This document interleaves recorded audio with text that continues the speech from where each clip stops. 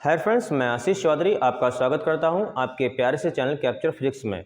Optics के अंतर्गत हम दूसरा चैप्टर पढ़ रहे थे जिसका नाम है प्रकाश का अपवर्तन तथा पूर्णांतिक परावर्तन। इसका लेक्चर 1 और लेक्चर 2 हमने कंप्लीट कर लिया था।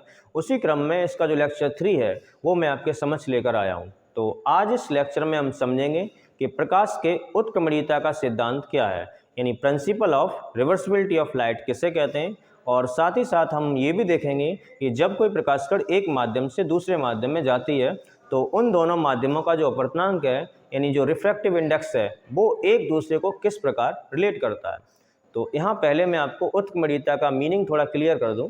उत्क्रमणीयता का मतलब ये है कि जो रास्ता आने का हो वही जाने का हो। फॉर एग्जाम्पल, आपने केमिस्ट्री में पढ़ी होंगी उत्क्रमणीय अभिक्रिया, रिवर्सिबल रिएक्शंस, यानी यदि अपकारक से हम उत्पाद बना लें और उत्पाद से फिर अपकारक बना लें तो इस प्रकार की अभिक्रिया कहलाती है उत्क्रमणीय अभिक्रिया। अब यहाँ उत्क्रमणीयता का मतलब हम प्रकाश किरणों से पढ़ेंगे, यानी जो रास्ता प्रकाश किरण के आने का हो वही जाने का हो। तो यहाँ उससे मतलब है। तो देखें आप, जैसा कि मैंने बोर्ड पर हेडिंग लगा दी है, प्रकाश के उत्क्रमणीयता का सिद्धांत यानी principle of reversibility of light. तो ये सिद्धांत ये कहता है कि यदि कोई प्रकाश किरण अनेक अपवर्तन तथा परावर्तनों से होकर गुजरे, फिर उसे यदि हम परावर्तित कर दें, वापस उसी मार्ग पर भेज दें, परावर्तित कर दें, तो वो प्रकाश कण वापस अपने उसी मार्ग का अनुसरण करती है। यानी जब कोई प्रकाश कण अनेक अपवर्तन तथा परावर्तनों से होकर गुजरे, यदि उसे हम वापस चलाएं, उसको हम किसी भी तरह से वापस भेजें, परावर्तित करें, तो वापस वह अपने उसी मार्ग पर जाती है जिस रास्ते से वो आई थी, वापस उसी मार्ग का अनुसरण करती है। बस इसी सिद्धांत को हम कहते हैं उत्क्रमणीयता का सिद्धांत। यानी जो रास्ता प्रकाश कण के आने का है, अगर उसको हम वापस कर पाएँ तो उसी रास्ते से वो वापस जाती है। और इस लेक्चर का जो PDF है वो मैं इस वीडियो के डिस्क्रिप्शन में डाल दूंगा। तो देखिए, हम समझते हैं कि प्रकाश के उत्क्रमणीयता का सिद्धांत क्या है। तो इसके लिए हमने माना कि ये कोई अपवर्तक तल है। अपवर्तक तल का मतलब ये है इसके ऊपर एक माध्यम है, नीचे दूसरा माध्यम है। फॉर एग्जाम्पल, मैंने ये मान लिया यहाँ पर कोई माध्यम है वायु और यहाँ कोई दूसरा माध्यम है जल। वायु है और नीचे क्या है, जल। ऐसा समझ सकते हैं आप, प्रकाश किरणें किसी तालाब में जा रही हैं, किसी वाटर टैंक में जा रही हैं, तो ऊपर क्या है, वायु, और नीचे क्या होगा, जल।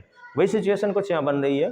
तो ये अपवर्तक तल है, ये क्या करता है, दोनों माध्यमों को बांटता है, यानी एक माध्यम को दूसरे माध्यम से अलग करता है। ये डिवाइडर समझ लें, इसके ऊपर एक माध्यम है, नीचे दूसरा माध्यम है। और इस तल के लंबवत एक काल्पनिक रेखा हम खींच लेते हैं, और ये एक्चुअल में तो होती नहीं है, ये एक सिर्फ इमेजिनेशन है, और जिसे हम कहते हैं अविलंब, यानी एन से नोट कर देते हैं नॉर्मल, यानी यहाँ ये क्या है, यहाँ पर अविलंब। तो अब देखें यहाँ पर वायु और जल, यानी एक माध्यम है मेरा वायु और दूसरा माध्यम है जल। तो इसके कंपैरिजन में वायु मेरा हो जाएगा विरल माध्यम और जल हो जाएगा मेरा सघन माध्यम। क्यों? वायु के अणु मॉलिक्यूल्स होंगे वो थोड़ा दूर दूर होंगे कंपेरिजन टू जल के, तो वायु विरल हो जाएगा, जल कैसा हो जाएगा, सघन। यानी जो पतला है, जिसका घनत्व कम है, वो विरल है, जो घना है, जिसका घनत्व ज़्यादा है, जिसके अणु पास पास हैं, वो सघन है। इन दोनों को अगर हम देखें तो वायु मेरा विरल माध्यम है और जल मेरा यहाँ पर सघन माध्यम। अब अपवर्तन मैंने आपको बड़े अच्छे से पढ़ा दिया है, तो हम मान के चल रहे हैं कोई प्रकाश कण वायु से जा रही है जल में। देखें यहाँ पर, अब ध्यान देने वाली बात यह है, जब तक वो वायु में रहेगी तब तक उसका रास्ता नहीं बदलेगा। देखो एरो इधर लगाया है, इसका मतलब प्रकाश कण नीचे जा रही है, यानी वायु से। इसके बाद अब नीचे क्या है, जल। मैंने आपको पहले बताया है, जब भी माध्यम चेंज होगा तो वहां घटना होगी अपवर्तन की। यानी अपवर्तन का मतलब है जिस रास्ते से प्रकाश किरणें आ रही थी फिर वो रास्ता नहीं रहेगा, वो डाइवर्ट हो जाएगी, अपने रास्ते से विचलित हो जाएगी। अब अपवर्तन का नियम ये कहता है, अपवर्तन की परिभाषा से हम जानते हैं, जब प्रकाश कण विरल से सघन में जाती है तो अभिलंब की ओर झुकती है। अब अभिलंब लाइन है ये, इसका नॉर्मल है ये। अब एक्चुअल में इसका रास्ता ये था, अगर माध्यम एक ही होता, एक ही से मतलब पूरे में वायु होती, तो प्रकाश कण मुड़ती नहीं, वो विचलित नहीं होती अपने मार्ग से, सीधी इस तरह से निकल जाती। अब प्रॉब्लम ये है, यहाँ तक वायु है तो उसका रास्ता सीधा है, अब नीचे क्या है, जल, तो इसका जो रास्ता है वो बदल जाएगा। हम कह सकते हैं यहाँ पर ये किरण अपवर्तित हो जाएगी। घटना कौन सी होगी, अपवर्तन की। तो अपवर्तन की परिभाषा से हम जानते हैं, विरल से सघन में जाएगी तो अविलंब की ओर झुकेगी। अब अविलंब ये है, अब इधर जाती तो वो दूर जाती, अब इधर झुक जाएगी, यानी अविलंब की ओर। तो वो प्रकाश कण कुछ इस तरह से अपवर्तित होती हुई निकल जाती है। देखें यहाँ पर, इस तरह से इसको और बढ़ा सकते हैं। तो ये क्या हो गया, अपवर्तन। देखें यहाँ पर, ये आपतित किरण है, ये अभिलंब है। आपतित किरण का अभिलंब के साथ जो कोण बनता है उसे हम कहते हैं आपतन कोण, और आपतन कोण को हम दर्शाते हैं स्मॉल आई से। ये अपवर्तित किरण है और ये अभिलंब। अपवर्तित किरण का अभिलंब के साथ जो कोण बनता है उसे हम कहते हैं अपवर्तन कोण, और अपवर्तन कोण को हम दर्शाते हैं आर से। अब देखने वाली बात यह है कि अपवर्तन हो रहा है तो इसमें हम स्नेल का नियम लगा सकते हैं। क्या लगा सकते हैं? स्नेल का नियम। तो पहले केस में हम देख रहे हैं प्रकाश कण जा रही है वायु से जल में, तो मैं यहाँ ऐसे नोट कर रहा हूँ वायु से जल, एरो लगा दिया, इसका मतलब ये वायु से किस में जा रही है? जल में। तो स्नेल का नियम ये कहता है, हम यहाँ लिखेंगे स्नेल के नियम से। अब हम स्नेल का नियम लगा सकते हैं, स्नेल के नियम से। स्नेल का नियम हमने पढ़ लिया है। स्नेल का नियम ये कहता है कि आपतन कोण की ज्या और अपवर्तन कोण की ज्या का जो अनुपात है वो एक नियतांक होता है, और जिसे हम कहते हैं अपवर्तनांक। तो आपतन कोण यहाँ पर आई है, अपवर्तन कोण क्या? आर। आपतन कोण की ज्या, यानी आपतन कोण है आई, ज्या का मतलब साइन। साइन को हिंदी में ज्या कहते हैं। अपॉन अपवर्तन कोण क्या है? आर, और साइन ज्या का मतलब साइन, यानी आपतन कोण की ज्या और अपवर्तन कोण की ज्या का अनुपात। वट्टी का मतलब क्या है? अनुपात।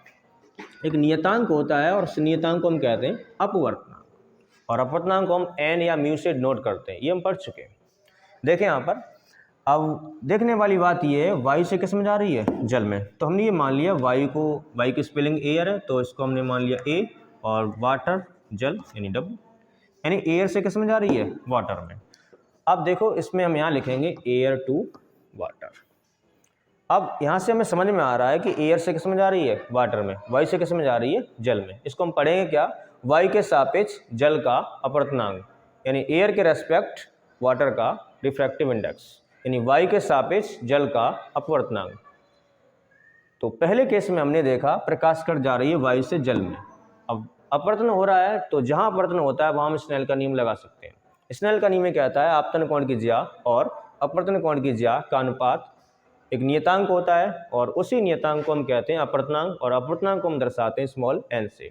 अब ए मतलब एयर, डब्ल्यू मतलब वाटर। ये इंडिकेशन है कि एयर टू वाटर जा रही है, तो इसको हमने डाल दिया क्वेश्चन नंबर फर्स्ट। अब उत्क्रमणीयता का सिद्धांत ये कहता है, अब इसको हमें परावर्तित करना है। परावर्तित कैसे करेंगे हम क्या करते हैं, यहाँ पर एक समतल दर्पण लगा देते हैं।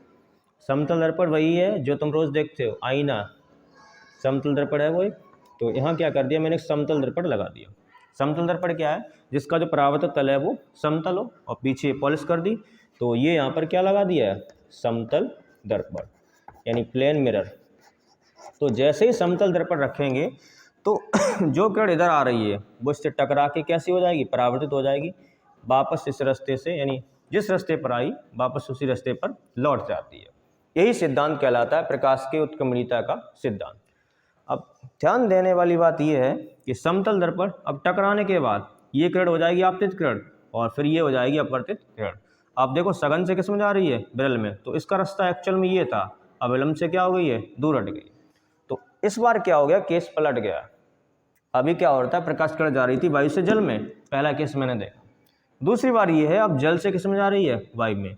जैसे ही हम समतल दर्पण यहाँ पर लगाएंगे, और समतल दर्पण को इस प्रकार रखते हैं 90 डिग्री पर, बिल्कुल उस जो प्रकाश किरण अपवर्तित हो रही है उसके लंबवत, यानी यहाँ पर जो एंगल कितना बन रहा है? 90 डिग्री का। लंबवत रखने से क्या होगा? जो किरण इधर आ रही थी वो टकरा के वापस चली जाती है, यानी जिस रास्ते पर आती है वापस उसी रास्ते पर चली जाती है। तो अब इस दौरान इसका नाम रख सकते हैं हम, इसका नाम दे दिया ए, ये हो गया ओ, और इस पॉइंट का नाम रख दिया मैंने बी। पहले क्या था? जो ए ओ थी वो आपतित किरण थी, और ओ बी क्या थी? अपवर्तित किरण। जैसे ही हमने समतल दर्पण लगाया वो किरण वापस परावर्तित हो गई। तो बी से लेकर ओ तक ये हो जाएगी आपतित किरण, और ओ से लेकर ए तक ये हो जाएगी अपवर्तित किरण। तो ये हो जाएगा आपतन कोण, और ये क्या हो जाएगा? अपवर्तन कोण। कब? जब प्रकाश कण जल से वायु में जा रही है, यानी परावर्तन के पश्चात ये क्या हो जाएगा? आपतन कोण, और ये क्या हो जाएगा?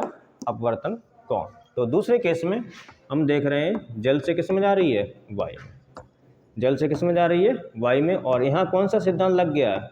यही जो हम पढ़ रहे हैं, प्रकाश के उत्क्रमणीयता का सिद्धांत। प्रकाश के उत्क्रमणीयता का सिद्धांत ये लगा दिया यहाँ पर। प्रकाश की उत्क्रमणीयता का सिद्धांत से या प्रकाश के उत्क्रमणीयता के सिद्धांत ये लगा दिया। तो देखो जल से जब वायु में जा रही है तो ये क्या हो जाएगा, आपतन कोण, और ये क्या हो जाएगा, अपवर्तन कोण। तो फिर लगा देंगे पुनः स्नेल के नियम से, जहाँ अपवर्तन होता है वहाँ स्नेल का नियम लगता है, पुनः स्नेल के नियम से, पुनः स्नेल के नियम से। तो स्नेल का नियम ये कहता है आपतन कोण कीजिए। अब यहाँ आपतन कोण बन गया r, तो ये इसको हम लिख सकते हैं साइन r अपॉन अपवर्तन कोण क्या हो जाएगा यहाँ पर I इज इक्वल टू अपवर्तनांक यानी n। अब देखने वाली बात ये है, वाटर से किस में जा रही है, एयर में, तो इसको हम इस प्रकार लिखेंगे WNA, वाटर के सापेक्ष एयर का अपवर्तनांक। इसको हम डाल देंगे क्वेश्चन नंबर 2। यहाँ तक आपको कोई समस्या नहीं होनी चाहिए। पहले केस में क्या था, वायु से जा रही थी जल में, अपवर्तनांक क्या लिखा, वायु से जल। अब जल से किस में जा रही है, वायु में, यानी वायु के सापेक्ष जल का अपवर्तनांक, वायु के सापेक्ष जल के सापेक्ष वायु का अपवर्तनांक। इससे हम क्या पढ़ेंगे, जल के सापेक्ष वायु का अपवर्तनांक, और इसको हम क्या पढ़ेंगे, वायु के सापेक्ष जल का अपवर्तनांक। तो अब की बार केस पलट गया है, पहले क्या था, ये आपतन कोण था, ये अपवर्तन कोण था। जैसे ही दूसरे केस में हमने समतल दर्पण लगाया, ये आपतन कोण हो गया, ये क्या हो गया, अपवर्तन कोण। अब हम क्या करेंगे, समीकरण 1 व 2 का गुणा कर देंगे। तो लिख रहे हैं यहाँ पर समीकरण 1 व 2 का गुणा करने पर,